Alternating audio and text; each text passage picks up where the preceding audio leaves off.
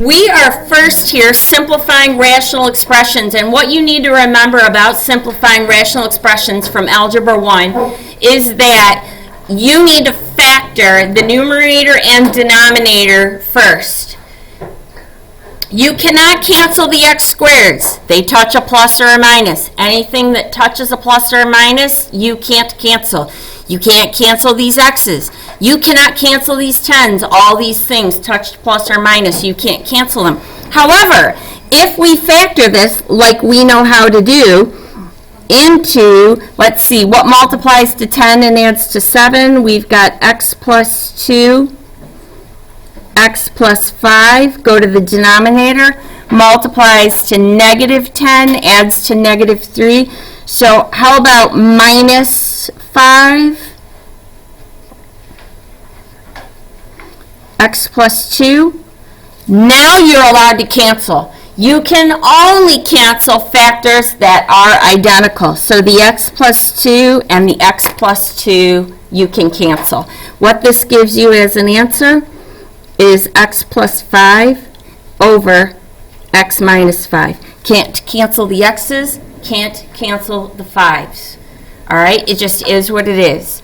So let's go down here to example C that works similarly to this. What multiplies to negative 8 and adds to positive 2? How about plus 4 and minus 2?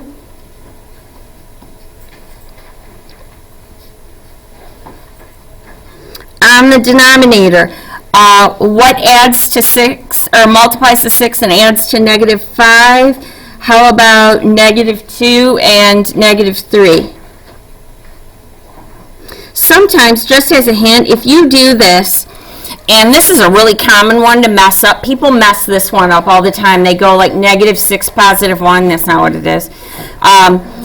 If you mess it up and nothing will cancel because you messed it up, that's a big hint that you messed up, okay? I didn't give you a problem where nothing's going to cancel. So at this point, the x minus 2's cancel, and what you have left as your final answer is x plus 4 over x minus 3. Now, go over here to example D, and once again, we've got a factor, but we have different factoring steps to take. So in the numerator, would you agree, we can cancel our factor out of 4, right? And if we do that, we have 3 minus x, fair enough? On the bottom, this is the difference of two squares. A squared minus b squared is a plus b, a minus b. This is x plus 3, x minus 3. Now, if you look at this, we don't have anything that's identical that we can cancel. Would you agree? Okay. However, would you also agree if I take this right here and I were to factor out a negative 1 instead? So it was like this. Factor out a negative. Do you see that? So if I were to distribute it, I get 3 and negative x, right? So I factored that. Would you agree negative 3 plus x and positive x minus 3 is the same thing? That is true. So this cancels and this cancels. And what you are left with is a negative 4 on top and x plus 3 on the bottom. Done. Now this one's totally different. This goes back to exponents. You don't have plus or minus. There's not necessarily any factoring you can do, so we're just going to cancel. So this is a little bit different. First of all, you can take a 6 out of here and out of here. If you look at your x's, we have more of them on top, right? So 3 minus 2 gives us an x on top. If we look at these, would you agree 2 minus 3 would give us negative 1 up top, which you would move to the bottom to be a y down here. And we've got a negative. And I tend to move all my negatives either to the top or the middle. It doesn't matter where you put it. Top, middle, bottom, doesn't matter. Okay? So that is simplifying rational expressions. That's really all there is to it. So let's go to multiplying rational expressions. And let me ask you something. If you are multiplying fractions, recall the process for this. Multiply across the top, multiply across the bottom, right? That's all we're doing. But the first step that we have to take when we are doing this is to factor. So this whole expression has to get factored. So first, numerator. So I have x squared plus x minus 6. How about plus 3 and minus 2? Sound good? Okay, so x plus 3, x minus 2. Go to the denominator, nothing we can do. Next, numerator. Difference of two squares, x plus 5, x minus 5, right?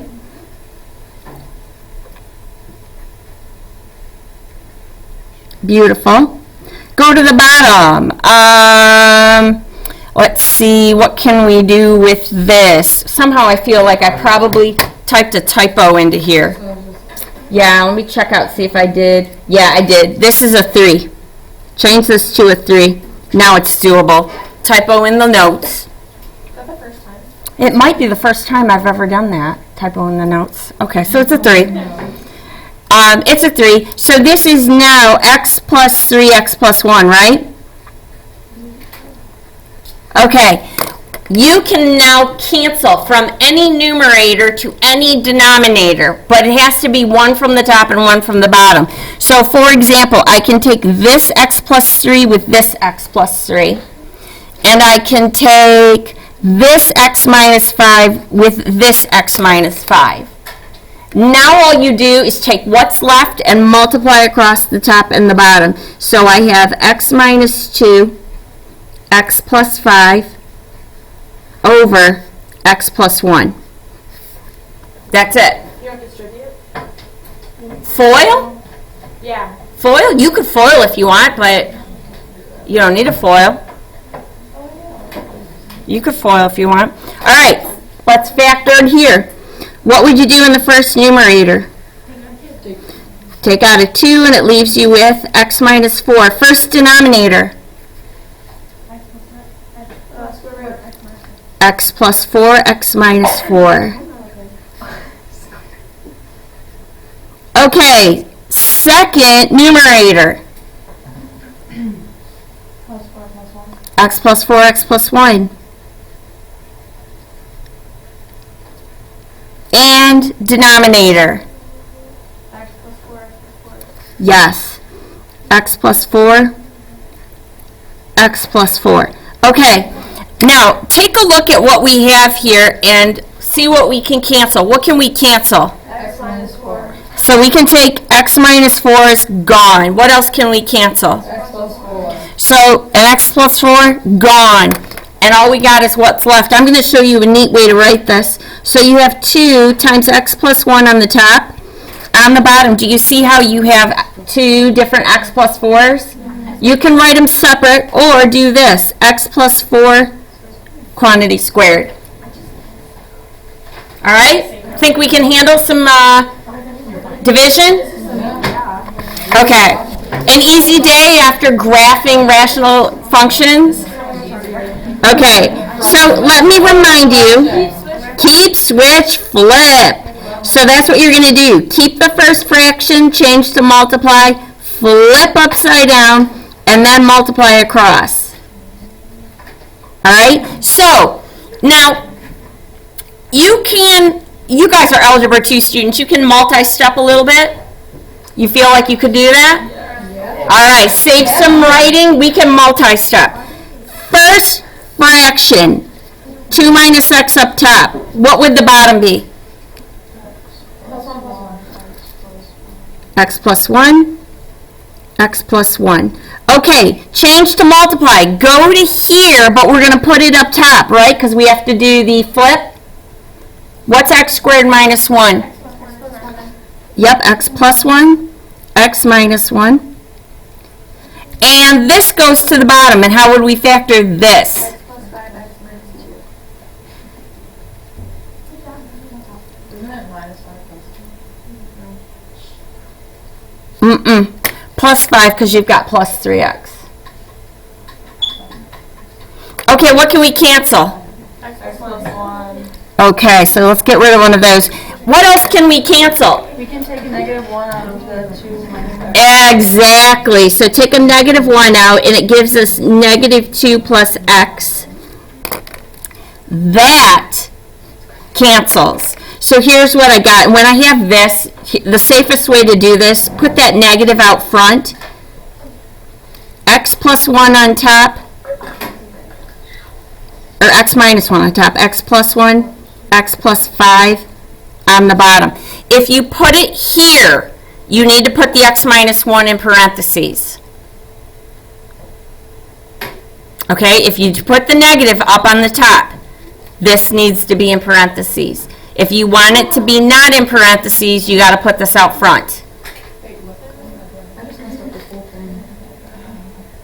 Okay, next one. First numerator, what can I do with that?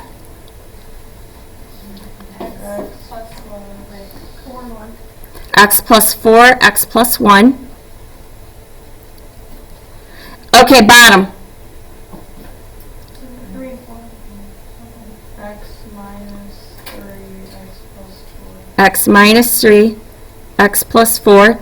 Switch to multiplication, flip this. So take the bottom, bring it up to the top. What can we do? 2x out. Take out 2x and it leaves us with x minus 3. Woo, and now we do this and it goes to the bottom.